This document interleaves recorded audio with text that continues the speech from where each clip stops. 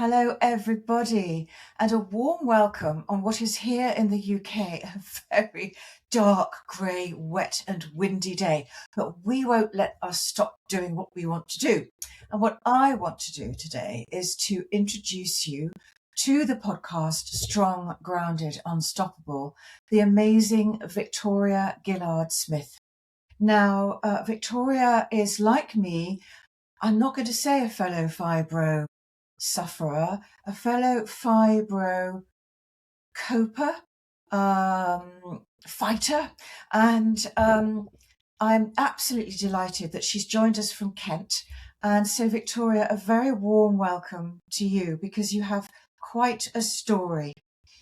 So, I would like to know, we actually, everybody, we are going to specifically talk about fibro because Victoria has a lot of expertise in what we can do about it, where it comes from. She really is an expert. So welcome, Victoria. And how did it start for you? So for me, I can probably take it back quite far, as probably most of us can. But in terms of like my diagnosis and how that came about, was basically I got RSI, which is repetitive strain injury, in a job that I was doing. I was doing the role of accounts, so of course I was working with keyboard all day, using shift and tab quite a lot, and that's basically how I got RSI in my wrist. And it was quite a long journey. I ended up actually being made redundant from the role of accounts, which of course actually is not technically possible, but we won't go into kind of that route. But basically what happened from there is I had quite a lot of time off because I couldn't work. I literally could hold my hand in fresh air on maximum ibuprofen and still be in absolute agony. And when it started to get a little bit better, I tried to start doing other jobs, and sadly, it wouldn't let me do that either. So all of kind of everything that I had relied on, my experience of working in accounts, credit control, all the rest of it, even retail, it wouldn't let me do retail either. It's sad because such a small thing has such huge impact. However, I'm guessing it wasn't just that was hurting and causing you grief.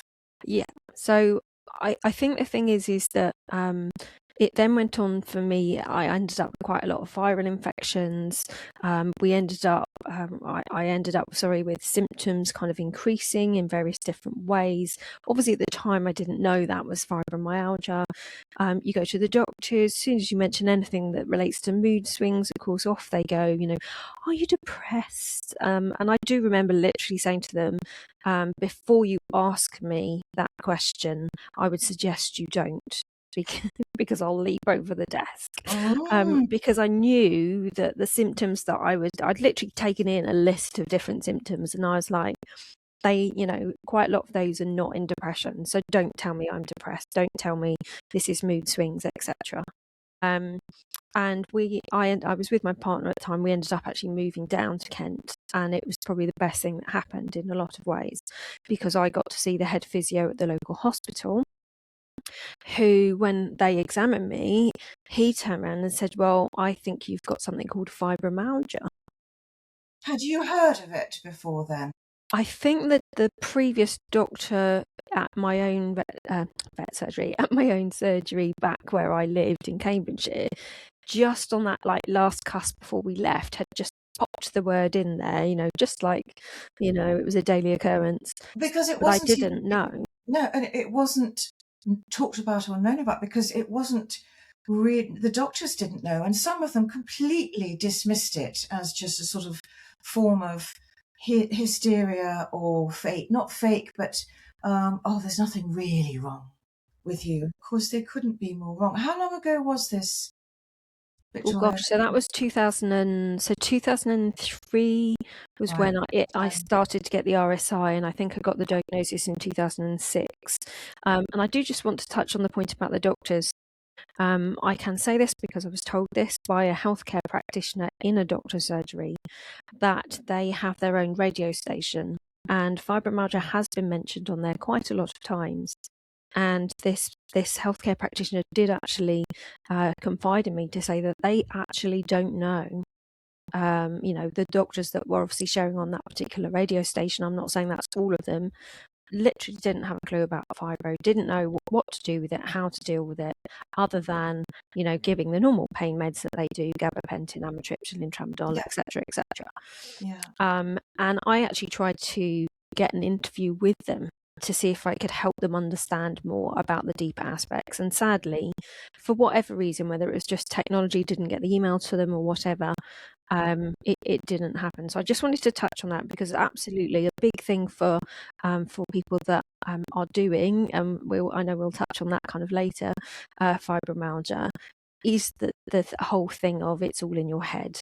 And again, I'm very happy to kind of go into that a little bit later as around that, what that's shared with us. So, and it's very interesting, and I don't know whether you had this, and I know I did, was when he suddenly said you've got fibromyalgia, there was this massive sense of relief in so many different ways. One, you actually believe me. Firstly, you're listening to me, you're hearing what I'm saying. And I think a lot of people that are going through fibromyalgia don't feel heard. It's like they might as well just talk to the wall, because the response they're getting back from, the clinicians and professionals is just, not what they need. Because it's an invisible thing, isn't it? You can't see it. And for so many people outside the medical field, it's very hard to accept and understand how one is feeling, and the pain, that it's just too hard to understand. And so therefore they just dismiss it, or think, oh, well, why can't you just carry on? And, on the days that you can't. And so you try to, because it's an autoimmune disease, it's neurological, isn't it? One pain doctor, I was sent to the pain management clinic at the hospital when I was in Cheltenham. And the doctor there said it's about how the brain transmits messages about pain, etc. And it's affected. That's what fibromyalgia affects. And there is no cure, so you just have to manage the pain. And they had a pain, a group for the pain management people. And I mean, they were all quite, I'm sorry, but there was nothing wrong with being in a pain management group. But I just didn't feel that I wanted to be there and talk about pain. And I didn't want to be in that environment. I walked home and I said, well, there was a time when I didn't have it, so there will be a time when I don't have it again. And here's where you come in, because you can do a lot of self-management.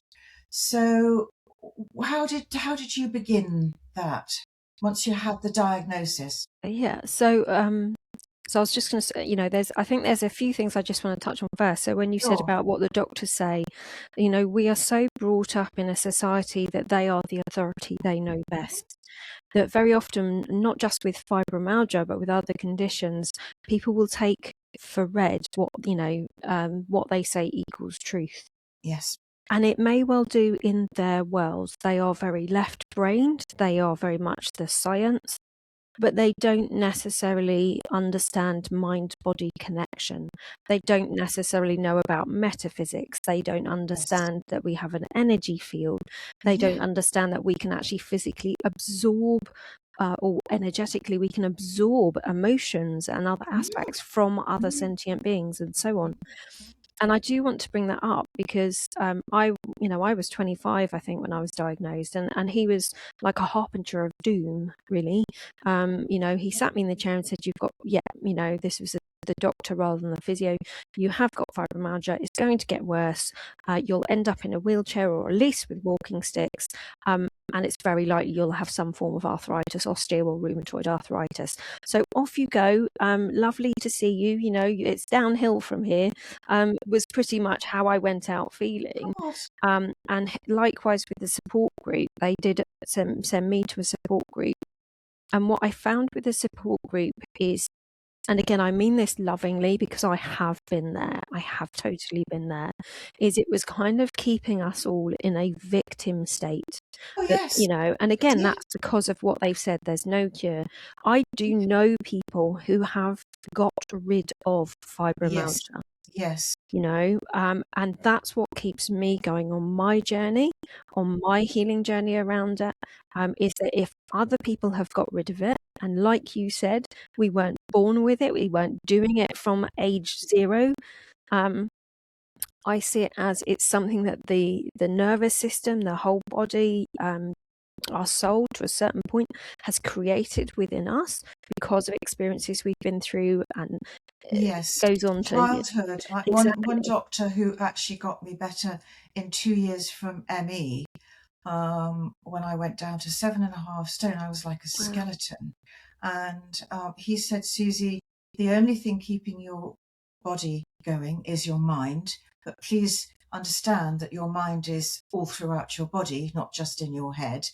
And he said, always, always, there is childhood trauma with these autoimmune chronic fatigue type of conditions, because we are driven people and we don't know when to stop. And that's when our body says, hang on a minute, stop. And so, but it can happen so, I would say, easily, but it's so hard to find out how we can heal ourselves. So, and I'm loving all the things that you wrote to me. So over to you, Victoria. Okay. I mean, there's so much we can say, but I'll try and keep it as succinct as possible. I mean, my first journey, I really do think with it was, I'm just trying to think sort of how far we want to go back to, really. So I was put onto medication, but straight away with the medication, I couldn't take the dose that they wanted to give me. It was far too high, and they were like, "This shouldn't be doing anything for you." Now, I'm sorry, but did it make you incredibly dizzy? The first one they put me on, I could not stand at a street to cross over and move my head to see the traffic coming. I nearly fell over with dizziness. So, I mean, I think for me, it's a little bit hard to say because I know when I first started taking it was 2006. But I think for me, it was just that it near enough made me narcoleptic. And I just said to them, it was something like 80 milligrams of amitriptyline. And I just said, I can't do this. And I ended up being on 10 milligrams. And they were just like, this should not be doing anything at all. This is unheard of. And in a way, this is the first, when I look back at it, kind of that first sense of awareness, because every fibromyalgia, I don't want to say sufferer, every person that is doing fibromyalgia is normally a highly sensitive person. And that can be sensitivities to foods, to anything to do with our senses, so light, noise, touch, the foods we're ingesting, that's a really common one. Sometimes drinks, again, that's common. We're highly sensitive. And again, this goes back to childhood trauma. Of needing to be on that sense of high alert. I've got to manage the threats. What is a threat in my environment?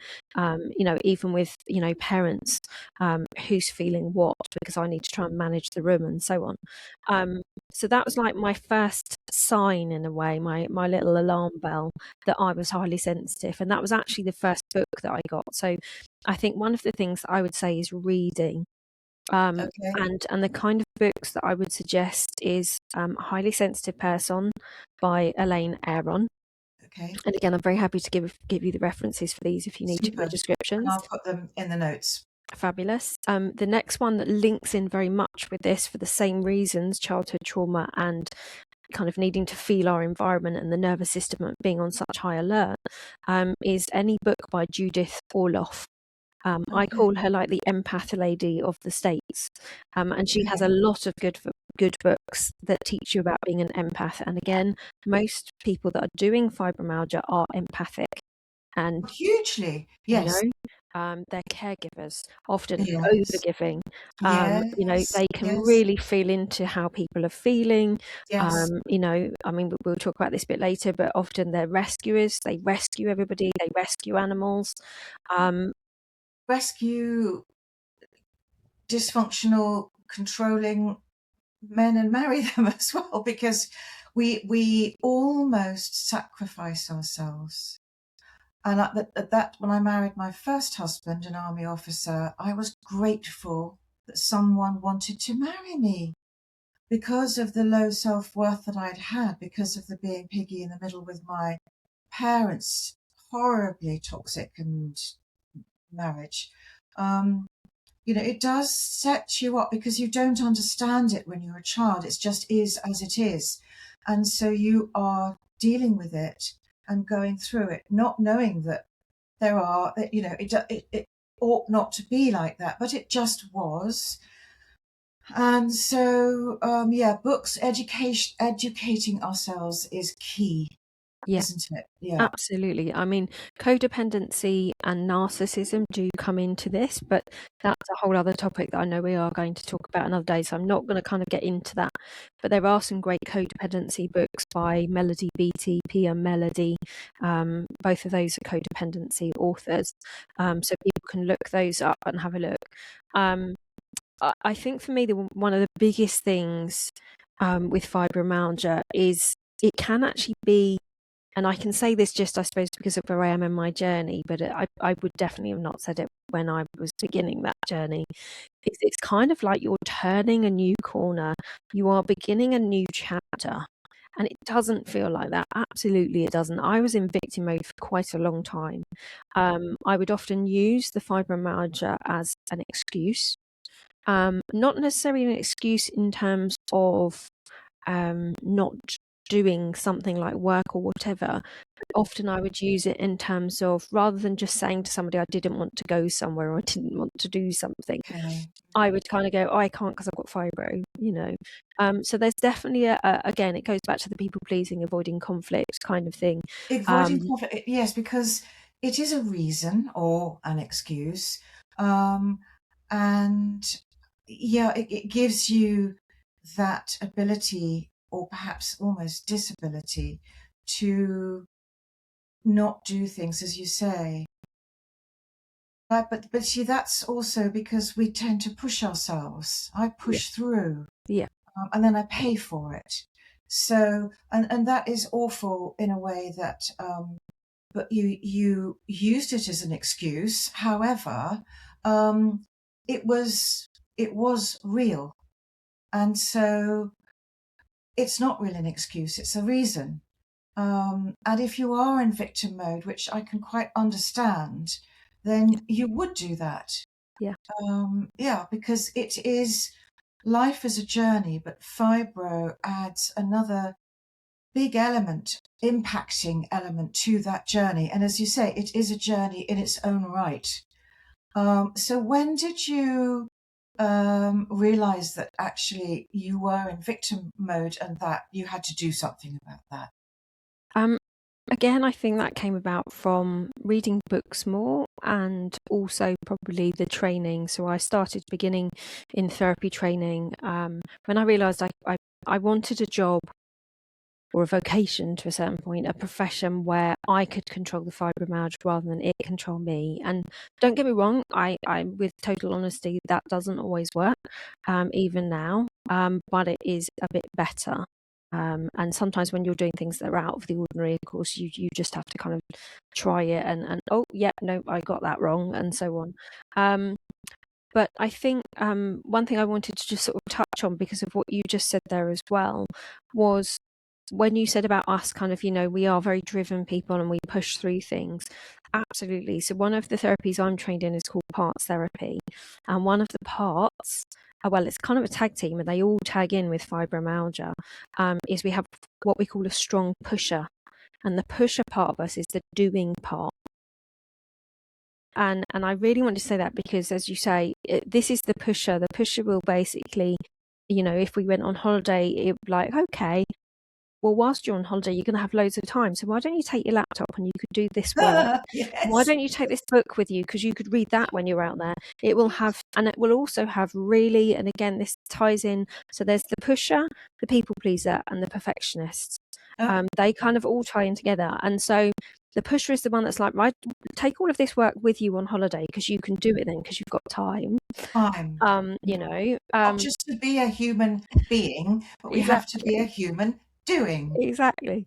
And when you start to see this, honestly, when you start to see this, it kind of cracks you up Yeah. because you're like, you sly little, you know, like Yeah. they're very Yeah. sneaky about it.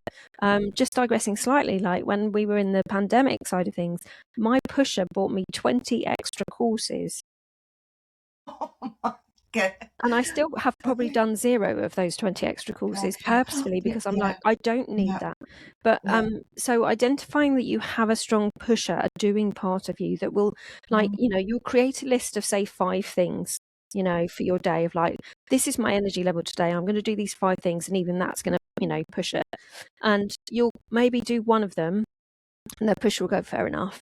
And then you'll get to the second one, it goes, oh, but if we do this, what about this? So then it adds on 2 more tasks. Mm-hmm. Or that one task will be something Totally. so unrealistic, like read the book. And it won't be like read a chapter, it will be like read the book, you know, or you know, read 60 pages or something horrific. So again, being aware that the perfectionist, if you like, is the one that kind of comes in of like, we've got to do better, we've always got to do more than we can possibly do. Like notice where your pusher is doing things that are totally unreasonable. You know, and like I started to time things so that I realised actually I do have time to do that, or no, I don't. Or yes, I'm not going to be able to read that book in a day, or I'm not going to be able to watch that seminar in a day. So I did want to say that. And also you were saying about we didn't realise what our body needs. Again, that's often because of the childhood trauma. We are so used to looking after everybody else's needs, whether that's our parents, it could be people at school, it could be other siblings, whatever. We're, because of the empath and the highly sensitive, and that, you know, we're feeling into where's the threats, who's feeling what, how Yeah. can I manage this? It's like we then have to kind of cut off our own needs, not listen to our needs because we need to manage everybody else's, because Or we put that's what ours causes us last. pain. Yeah. Yes. Sometimes not Yeah. even last. I've had some people, and I'll say to them, who do you love? And they'll do a list, and they won't even be on the list. Oh, that's in my Mastering Mental Toughness course. If I were to ask you to list all the people you love, exactly, because it all must begin with self. And I think part of the thing for people like us is that we feel selfish to just stop and do nothing. Um, yeah, I mean, I suppose I'm very lucky, and I think you probably do. I love what I do, so I want to be doing it. And I Yes. think that's another thing, is do what makes you happy. If you are in a privileged position to be able to do that. So do you, and these little saboteurs in our heads, they're very Mm. pesky, aren't they? Oh, yeah. Do you work with people who have fibro specifically and help them manage it or climb out of it? Tell me how you work with your clients, Victoria. So to be fair, I don't actually work with people that actually have fibromyalgia. It was a niche that I thought I would be doing because we were always told in your business, you know, your background is where it'll be going. So I'm a people and pet therapist, so I actually work with pet owners. But I will definitely say that quite often, my clients will either be having an element of codependency, that also links into the work that I do with the pet owners and the pets. And sometimes then obviously fibromyalgia will then link in with that in some way. So so I don't, but when I have been to fairs, like when I've done healing taster sessions at fairs and things like that, I always get people that are doing fibromyalgia coming towards me because spirit, the universe, whatever you want to call it, Law of know. attraction. Yeah, yeah. Exactly. They'll know there's going to be certain things I can share with them that can start to help them on that journey of understanding that, you know, fibromyalgia doesn't just happen overnight. This is a building and building and building.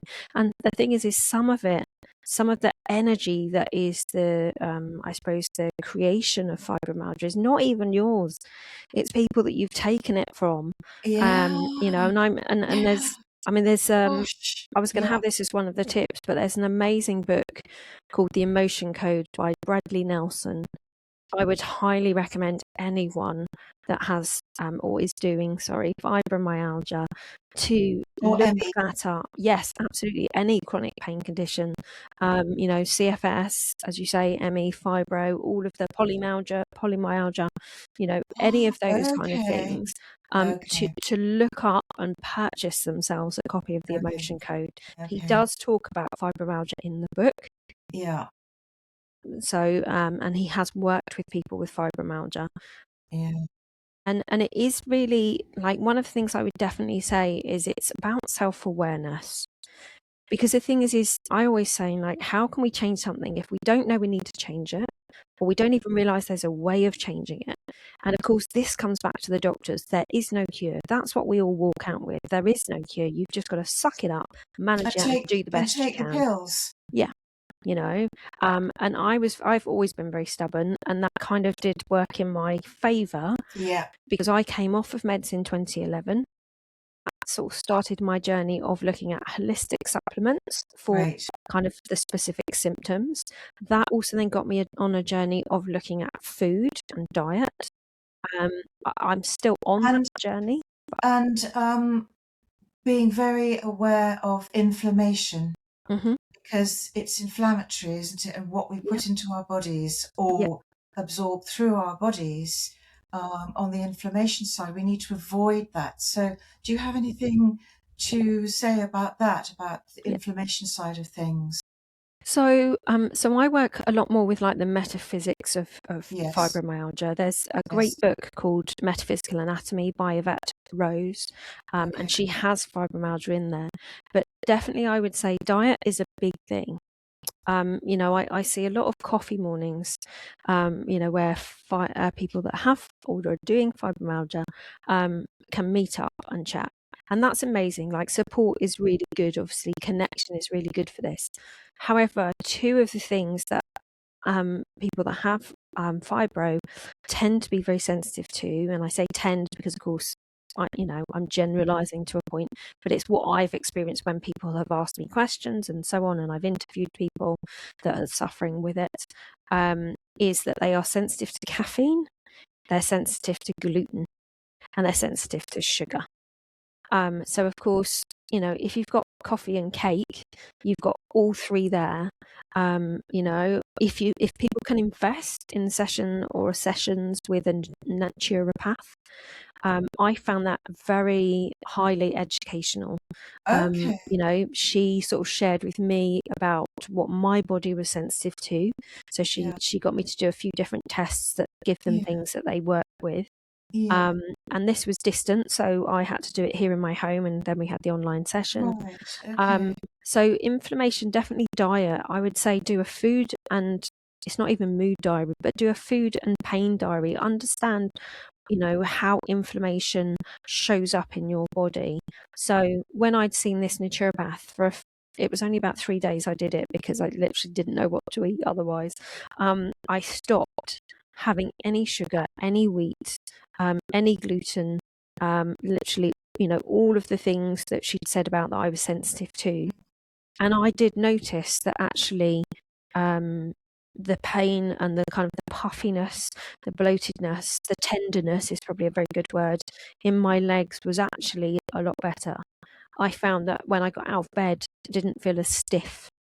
You know, as sufferers, you know, you kind of get, you like, oh, everything kind of, I feel like I'm about 80 and it's creaky and it's a bit stiff. My two neighbours here have uh, fibro, and uh, we were talking yesterday about sometimes you cannot, when you wake up, you don't wake up feeling refreshed. And when you then, a couple of days, I cannot move my body, my head. I just have to lie there and wait until I'm able to, it's almost like I've had a spell put on me, but until I'm actually able to move. I feel very fortunate because I I don't know. I mean, I just get on with it, I suppose, and then I'm able to, because I work for myself and I've got a wonderfully supportive partner now. At last, I don't have to go. I couldn't do a job. I couldn't actually go and work where I had to either stand all day or sit all day and work those hours every day. I simply physically could not do that. Now, what about? I heard on the radio the other day about, because when I can't remember if it was at the pain clip, but somebody was talking about marijuana. And of course, in some countries you can have that, but you can have medical marijuana. Is there anything that because isn't that going to start coming here soon? I must look it up. But have you had any experience or knowledge about that? I haven't, to be fair. So Mm. all of I can only go by sort of my experience and work, as I say, interviewing people, Yeah, and talking to the people that I have. So I don't know anything on that side of things, but definitely I think understanding what foods may be good to start bringing in that are anti-inflammatory. So yeah, yeah, I specifically have quite a lot of recipe books that are for desserts that do not contain gluten, that do not contain the normal sugar. yeah, Um, I have I make a lot of snacks that are really nutritious, yes, and I have dates in them, for instance, that have that yes, touch of lovely. sweetness, that have Yes, coconut oil in them, because coconut's love it. anti-everything. Yes, Um, I don't have any kind of packet sauces and jars now because no, there's sugar in them, there's wheat in mm, them. So I make my own curries, I make my own chili con yeah, carnes, all yeah, freshly, like, yes, homemade. yes. So I really do, and it is difficult, don't get me wrong. I'm not saying, because for some people time is a big thing.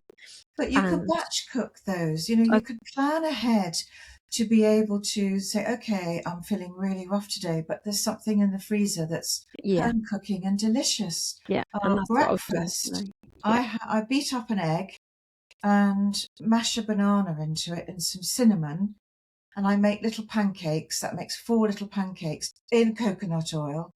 And then I put a little bit of Greek probiotic yogurt on that, and I do put some agave syrup. Is that all right? And it's just yummy, and it keeps you feeling really full. So that's a delicious breakfast, I have to say. And or you can put frozen fruits, berries, blueberries, and things. Warm that up, and then pop those on the top of the pancakes. But they're so quick and easy. Um, I mean, so I'm not a nutritionist, so obviously I mm, can't sort of say to people what they should and shouldn't put in their bodies. I will say that. mm. Definitely, I've gone on this healing journey of learning, you know, um, for instance, like some food. So if I have a certain brand of chocolate, I'm not obviously going to share which it is, but if I have a certain brand of milk chocolate, um, I will literally become depressed within 2 hours, Whoa! and it's a Well, proper, like, from, milk, big bar, that you milk know, chocolate. You shouldn't be. We shouldn't be calling it chocolate mm, because there's little, other fats and things, but there's so little pure yeah, cocoa. Now I yeah, love cacao. My eldest yes, daughter introduced me to cacao, and yes. it's just Yeah. wonderful stuff. And you can Um, make, so many. So one of the snacks I make has cacao in it. mm, Some of the recipe books I've got that, as I say, are not gluten containing. I make chocolate brownies out of cooked aubergines with cacao and almond flour and things like that. So definitely exploring a non-gluten diet has definitely helped me, and I know it's helped a lot of sufferers. That's why I'm yes, bringing it in. non, yeah, because gluten is a big Anti-inflammatory yeah, foods. and Yeah, alcohol, which I yeah. mean, Oh, I massive. like. Yeah, I know. Yeah, because again, it contains sugar, alcohol. Yes, Alcohol lowers your aura as well. So I do find that most people that are doing fibromyalgia are also very spiritual people, even if they don't realize they are. And this is an element that does come into it.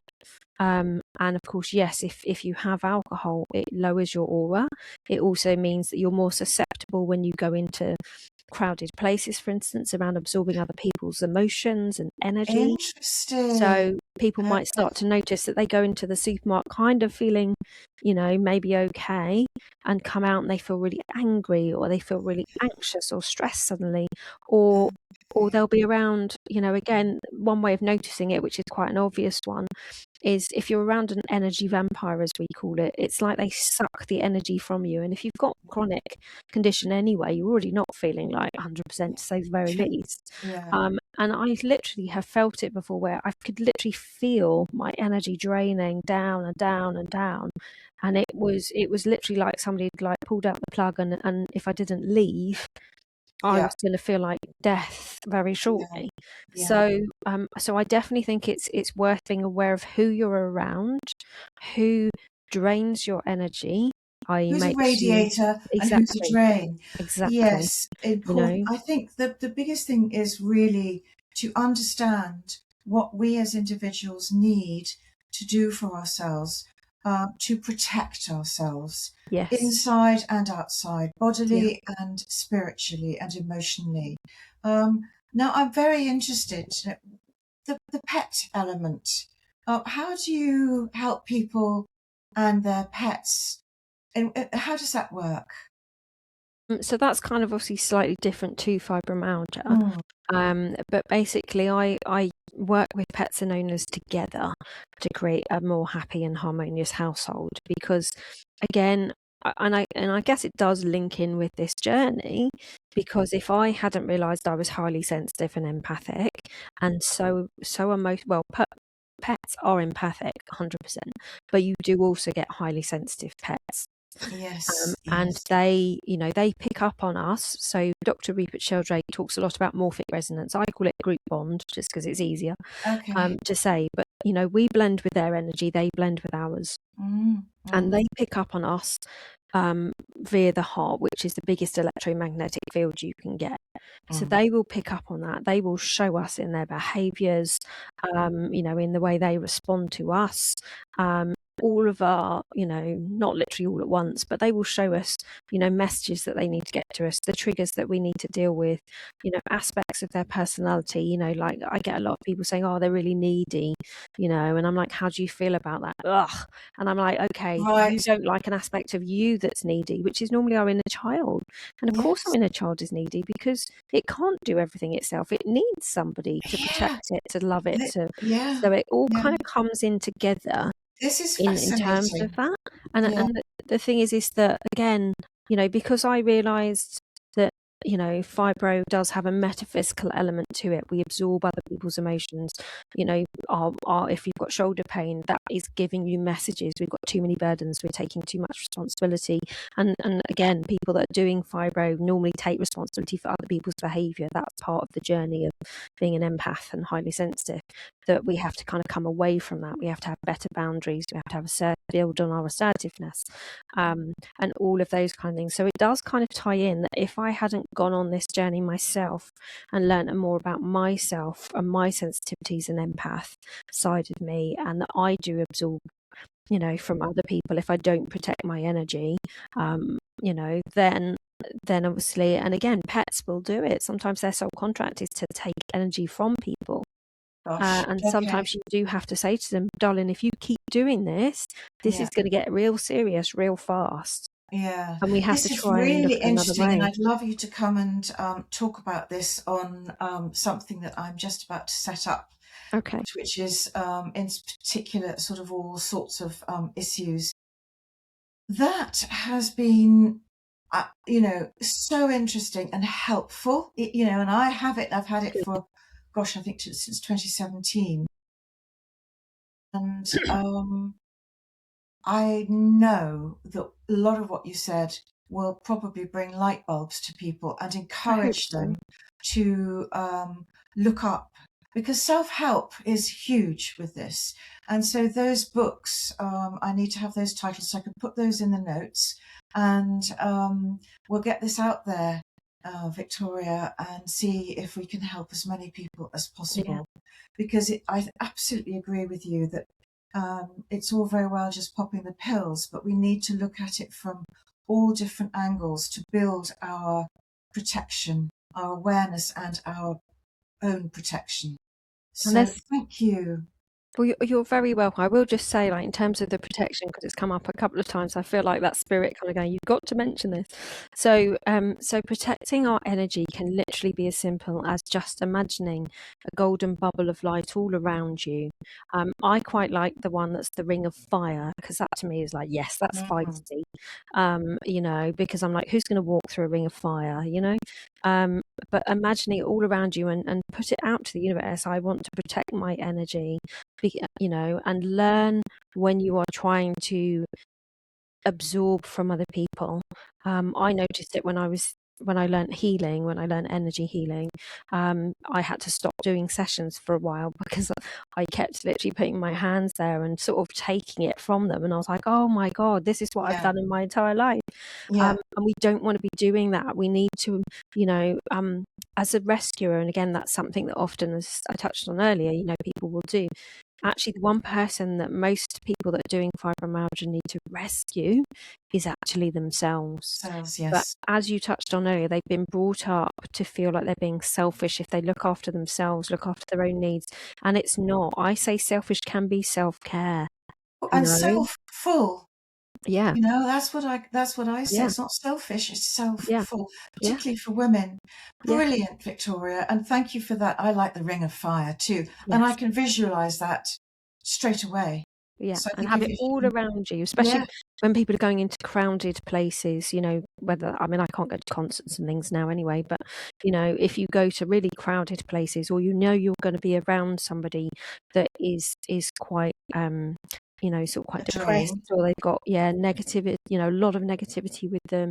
And I'm not judging them for that. I'm literally not, because we've all been there. But, when you're around somebody like that, if your battery's not 100% already, it can drain quite quick. So, Yes, protect your energy, learn to have it. It's a big journey on self-awareness, not just how you're thinking, and what you're feeling, but also the environments around you, yeah, and how that might be affecting you, the yes, sensitivities. yes. It's a big lifestyle change, and it often actually starts people on quite a spiritual journey of realizing that they are spiritual, that they have been absorbing people's stuff, that they are very empathic, Yeah, that they can feel into a room as soon as they walk into it. You can cut the atmosphere like a knife or whatever.